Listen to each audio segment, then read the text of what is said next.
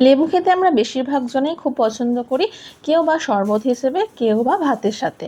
তো তোমাদের শরবত খেতে ভালো লাগে লেবু দিয়ে, না ভাত খেতে ভালো লাগে, অবশ্যই কিন্তু কমেন্টস করে জানিও। তবে লেবু আমরা সকলেই খুব পছন্দ করলেও কিন্তু লেবু কাটার নিয়মটা কিন্তু আমরা বেশিরভাগ জনেই জানি না। তো আজকে তোমাদের সাথে লেবু কাটার নিয়মটাই শেয়ার করব। তো ভিডিওটি প্রথম থেকে শেষ পর্যন্ত দেখতে থাকো। আমরা সাধারণত লেবু কাটি, লেবুটাকে 2 অর্ধেক করে নিয়ে সেই লেবুটাকে 4 ভাগ করে নিই।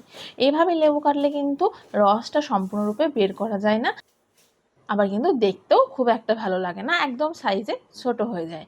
তার জন্য বলছি যে লেবুটাকে প্রথমে, একটা লেবুর প্রথমে বেশি অর্ধেক আর কম অর্ধেক করে নিয়ে কেটে নিতে হবে। তারপর সেই লেবুটাকে 2 ভাগ করে নিতে হবে। তাহলে হচ্ছে আমাদের মোটমাট 3 ভাগ।